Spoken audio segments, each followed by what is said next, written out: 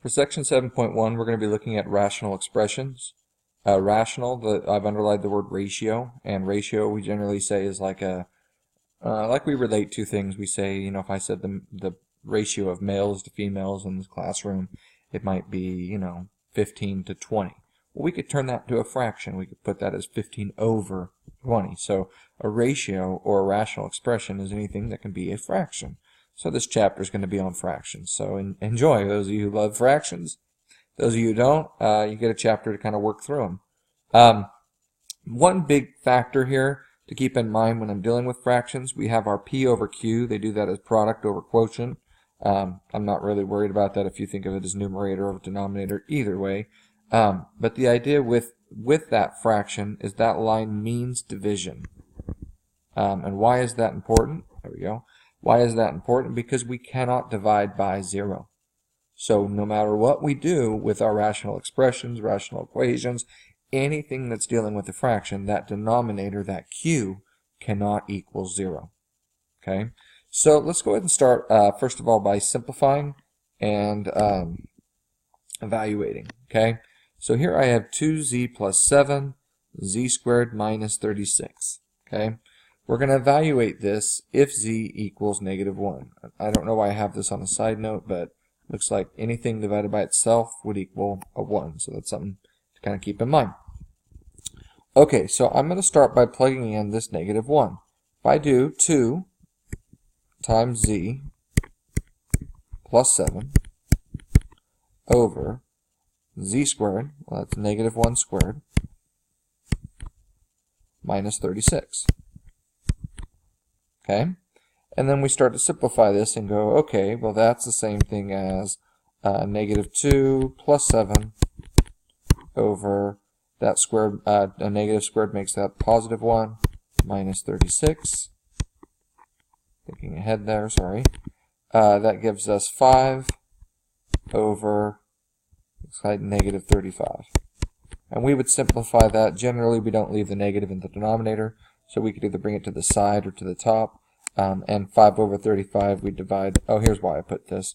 We are dividing the top and bottom by a5, which basically means we're dividing the top and the bottom by the same thing, so we're really dividing by a 1. We're just simplifying it, not changing it, to make it -1 over 7. Okay.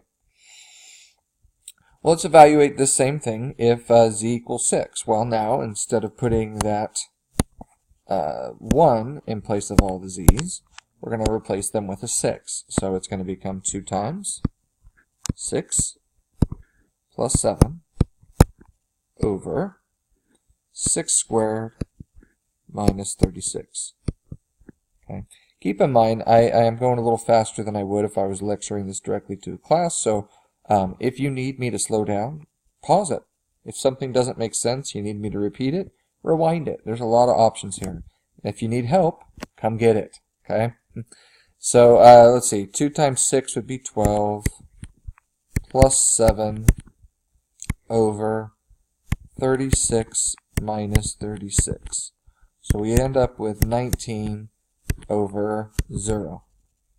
We talked about that. We cannot divide by a 0, and here in the second example it showed up. This is an issue.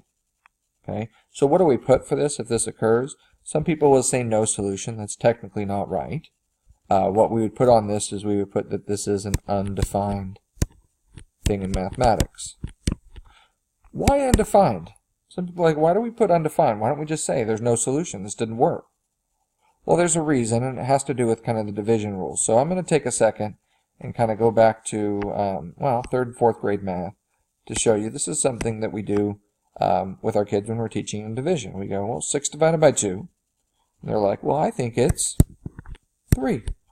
And we go check it. If 6 divided by 2 is 3, then I should be able to stick that 3 there. Then 2 times 3 would make 6. And we did that, and we felt good, and we learned the relationship between division and multiplication and kind of how it worked. So what happens if I put a 0 down there? 6 divided by 0 is what? You're like, I don't know. Well, think about it this way. Whatever it is, it has to follow this check rule. What times 0 gives me 6? 0 times, there's nothing I can stick there that'll create a 6. So this has no solution. So once again, why did we put undefined instead of no solution when it didn't solve here? Well, here's why. Here's another issue with 0. What if I tried to divide 0 by 0? People are like, well, that's 1. Technically, no, because I get what you're doing, anything divided by itself, but 0 is kind of an exception. Here's why. Whatever number I put here, it has to also work here. You're like, yeah, 1. 0 divided by 0. Would 0 times 1 be 0? Well, actually it would, wouldn't it? You're like, 1. I keep trying to tell you. Well, what if I put a 2 there? Would it work? Is 0 times 2 still 0? Yeah.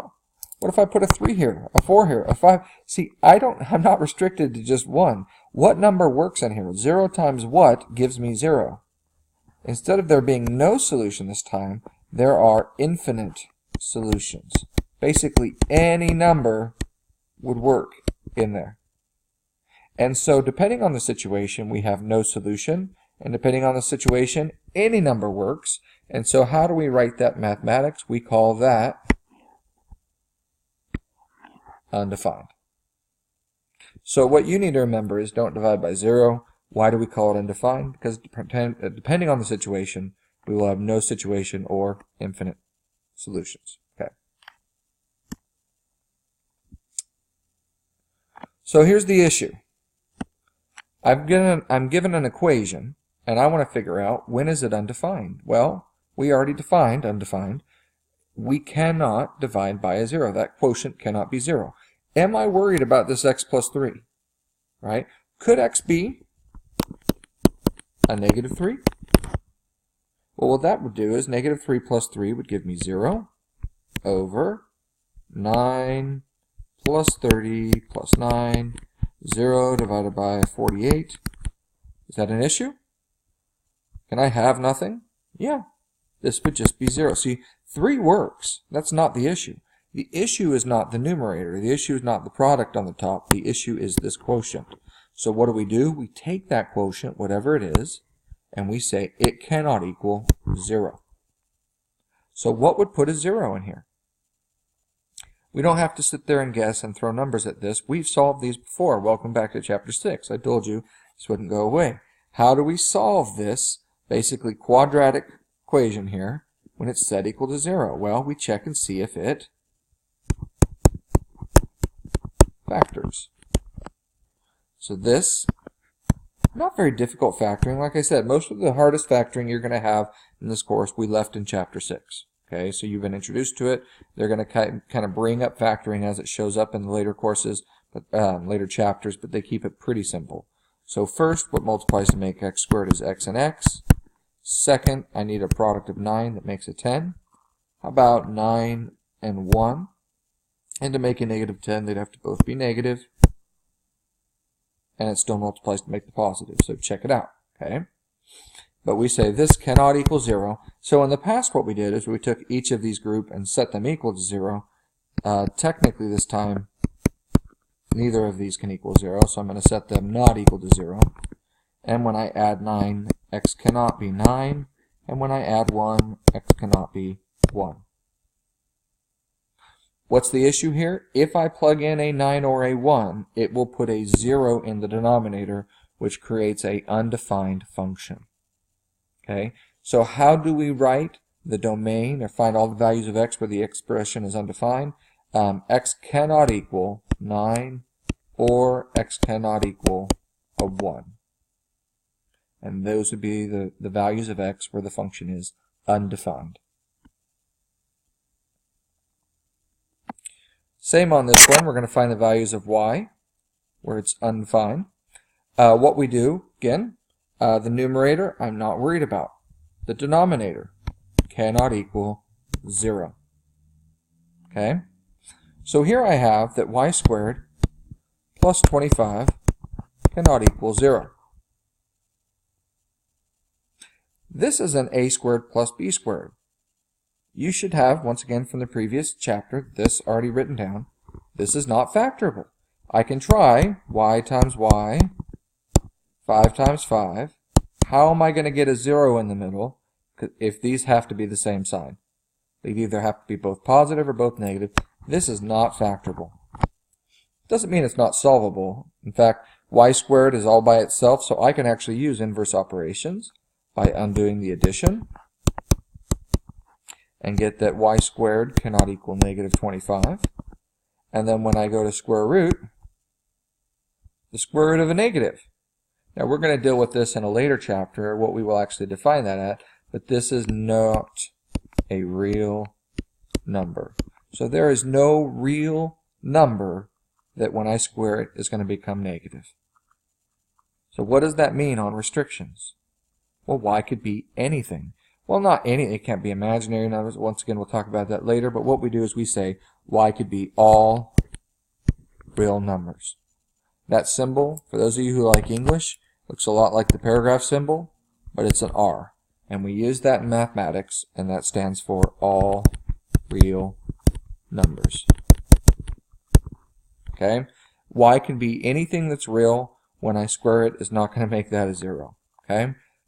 Just to take this idea a step further on the previous one, if I wanted to use all real numbers up here, we would say x could be all real numbers except, what was it couldn't be? 1 or 9. So that would be another way of writing that, using that real numbers notation.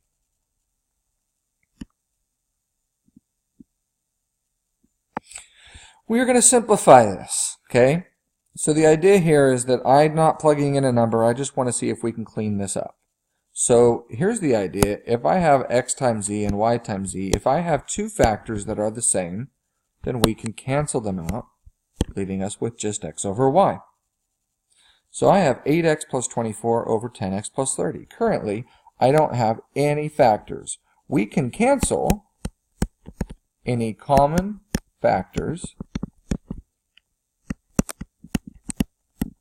but it must be across multiplication. So even if these were both, let's say, a 10x, they would not cancel because that would not be two common factors across multiplication. This is really a group over a group. So what do? We say it can't be simplified? No, we can actually do something with this. There's an F word for this. We are going to factor. See, 8x and 24 has a common factor of 8, leaving me with x plus 3. 10x plus 30 has a common factor of 10, leaving me with x plus 3. Now I have two groups that are being multiplied with a common factor. The group is identical to the group. So I'm not canceling the x and the x and the 3 and the 3. I'm canceling the group with the group, leaving us with 8 over 10. Divide top and bottom again like we've done before by 2. So how about 4/5? And why do we call that simplifying? Because that is simpler than what we started with. Okay. Key feature here, if I have x over x plus 1, do not cancel those x's. See, this x is by itself, this x is stuck with the plus 1. It's basically grouped in there. Do not cancel the x's. That is a common mistake. Please be careful about that. Let's keep going. 3y squared minus 6y, y squared minus y minus 2. On the top, factor, common term, 3 and 6. They're both divisible by a 3. And both of these have a y, leaving us with y minus 2. On the bottom, this is a trinomial. We have factored these before. It will factor into two groups. First, what will make the y squared? Second, what will make the 2? And combine to make a 1? Well, the only thing that makes a 2 there is 1 and 2. How can I make a negative 1? If the 1 is positive and the 2 were negative. And check that out, that it does multiply still make y squared minus y minus 2. What does this do for us now? Well, I now have two groups that are the same that I can cancel, leaving us with 3y over y plus 1. I'm going to say this again. Do not cancel those y's. It's very tempting just to go, sweet, 3 over 1 and I'm done. Don't do that. Those are not like terms. This is 3 times y. This is y plus 1. You can only cancel across multiplying. Okay? All right. X minus y over y minus x. Looking at this, I don't see anything. Somebody's like, yeah, I do. Cancel the y's, cancel the x's, and we're left with a mess. No, no, no, no. I need them to be the same. So part of the confusion is the x plus or x minus y and y minus x not even in the same order. So I'm going to go ahead and reorder these. So that's a negative x and a positive y. So they're starting to look similar, but they're still not the same. See, the issue I see is up here the x is positive, the y is negative. Down here the x is negative, the y is positive. They have the same parts, but they're kind of opposite sides. There was only some way we could deal with that. There is. In fact, there's an F word we can use. Look, I can make this x positive and this y negative by pulling out, by factoring out a negative 1. What does that do? It takes the leading coefficient, makes it positive, takes the second one, makes it negative. What does that do for us? Now I have a group that matches a group. Okay? So when I cancel those, what am I left with? Not just this negative 1. Just be careful. I understand the answer is not going to change here, but anything divided by itself, what's left on the top? Some people will put 0. That's not right, because anything divided by itself is not 0. Anything divided by itself is 1 divided by negative 1. So ultimately it becomes a negative 1. So he's like, see, I told you. Okay, technically you got it this time. But do keep in mind that when you have nothing left on the top, you really still have that 1 up there. Okay? Okay. And that's it for this section. So congratulations. I told you these don't take too long. If you have questions, start working through the homework and come back and ask me. Go to the Learning Center, see me during my office hours, let me know when I can help you.